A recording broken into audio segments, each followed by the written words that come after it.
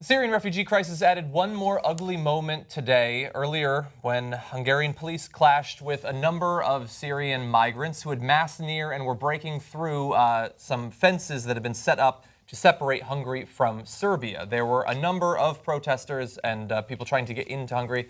Some people are saying 500, some people are saying 1,000 or even more. They had been sort of lighting tires on fire. And then eventually some broke through and there was violence. Canisters of tear gas, pepper spray was used, and water cannons were used, which of course brings up some of the worst imagery from our own country from the past century. Now, this came about today because Hungary acted this week to stop the huge flow of people, sealing off its border with Serbia with a razor wire fence and making it a crime to enter the country illegally. Now, they were able to do this because the border between Hungary and Serbia is only a little bit more than 100 miles, basically, and they'd effectively closed it off. Now, in the run-up to then, something like 500 people, or 5,000, I should say, 5,000 refugees had crossed the border in the 24 hours before the fences were finally erected. So obviously, a huge number of people massing at this point. We have a description of some of the violence that happened at the protest today. Children and women cried while young men with scars over their faces hurled stones as they charged toward the police through thick tear gas smoke. Several Serbian ambulances arrived to treat the injured. The crowd also lit up old tires, causing dark smoke to fill the air. Hungarian media reported that a pregnant woman began giving birth to a baby amid the clashes. So there were a number of people injured. Obviously, some did make it in. We're going to give you some stats for how many migrants have transitioned through Hungary into other EU countries soon. But obviously, this is not what we want to see as we're debating what should be done to help integrate the migrants into different countries. So I don't know if I'm going to surprise people, but I'm a little conflicted about this. Okay, so on the one hand, the refugees' plight is heartbreaking. And I read a completely different story a while back about the Syrian refugees inside Turkey. It was actually the poor woman who'd gotten shot in North Carolina by that, happened to be an atheist guy. You remember that story? Mm-hmm. She used to go and treat the kids there for dental work that they needed. And some of them needed dental work because people at the border would smash them with rifles, and the kids' teeth would get broken. And she would go and volunteer to fix their teeth because she was studying dentistry, etc. So believe me, I have all of the sympathy in the world for the refugees. Now, on the other hand, what's Hungary supposed to do? You're going to let everybody come in, right? So I don't think you can, but then when they want to come in and you've erected a physical barrier and some people are trying to breach that barrier, you're going to have a situation. Yeah. You're going to have a situation. So you got to make a call here. What are we going to do? Are we going to let them in? Or are we going to physically stop them? So I think it's super tough. I don't think it's an easy call. No, I think you definitely got to rifle butt those kids, maybe tear gas some of them for sure. So I hear you, Some Jimmy. of them you have to tear gas. No, I hear you, They're Jimmy. fleeing a war zone. I mean, what else? You just got to pepper spray them, kick them a little, maybe trip them. So I hear you, right. So the tripping and the tear gas, of course, all terrible. But I'm asking you guys, what should we do? If you're hungry, what do? You just say, okay, then You're come on in? hungry, I don't know, you make a stink internationally, you go to the UN, you demand help, you demand some kind of funding, you can set up refugee camps, I don't know, if you're at, I don't know, what would you do if you were at the border and you're one of those guys and they gave you a rifle and say, hey, why don't you go hit one of those guys in the head who are trying to come over here? I hear you, Jimmy. I'd have a hell of a time listening to that order about throwing the tear gas at these poor kids and parents and grandparents trying to escape for their lives. I mean, they're running for their lives. I get it, right?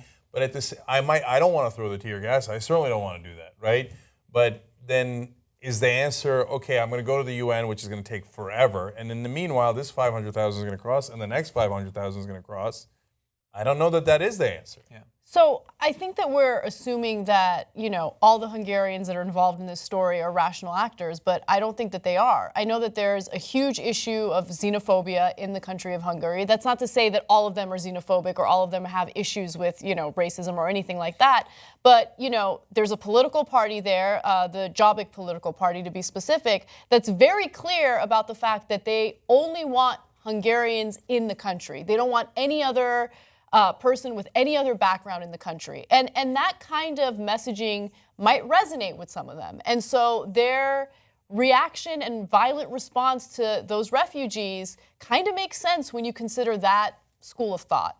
You see what I'm saying? But what would we do? We probably wouldn't be any better at all. I mean, if we had 500,000 people coming in, you think the Trumps of the world wouldn't send down people to rifle butt them? And well, Obama has mentioned that he wants plans to bring in at least 10,000 refugees, right? At least there's some sort of plan in place to accommodate some of the refugees. No, but I would actually say that that's a bigger point in favor of Hungary. Because Hungary's like, oh, how cute. You'd like to bring in 10,000 refugees for a problem that you had a huge part in causing, right? Yes. Hungary didn't cause it. You caused it. Now I got to take in millions of refugees, but you're only going to take in 10,000.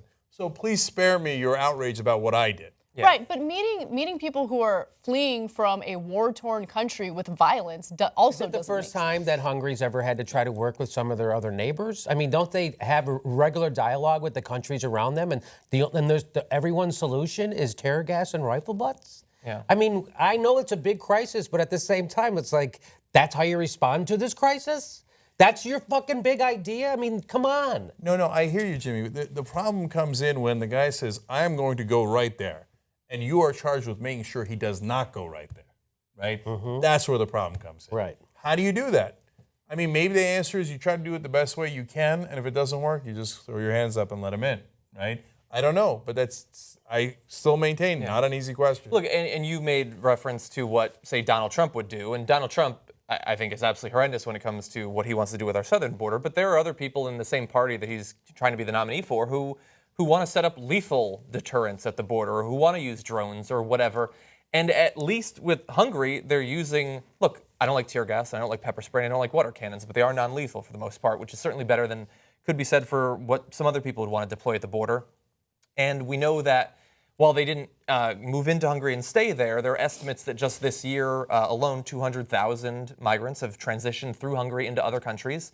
I don't know what Hungary's policy is in terms of how many long-term they want to allow to stay there.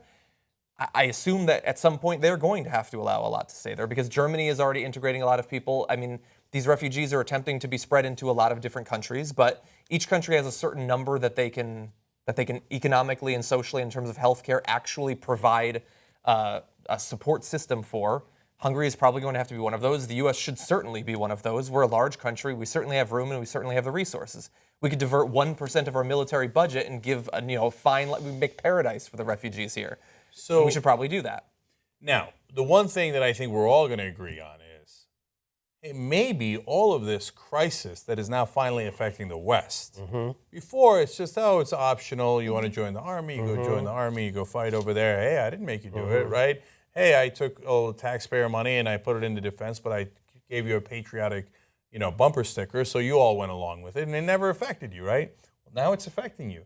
So the next time that the West is considering invading a random Middle Eastern country, maybe they should put a couple of thoughts behind it, right? Because now it might affect you, right? Yeah. So now you say, hey, wait, Syria, Bashar Assad is the dictator there, and that's his responsibility.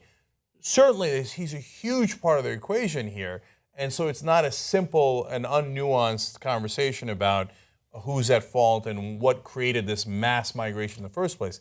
But another huge part of that answer is ISIS.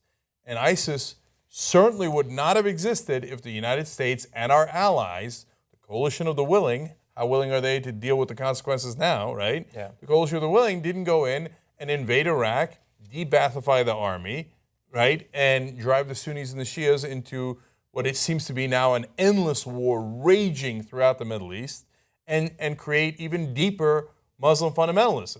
Yeah. So did we have a role to play in this mass refugee crisis? Absolutely. And so next time the U.S. or some parts of the U.S., luckily we didn't do it this time, but they'll be back, say, hey, maybe we should go drop bombs on Iran. Europe, remember this moment, because you're going to have 10 times this if you start a war with Iran.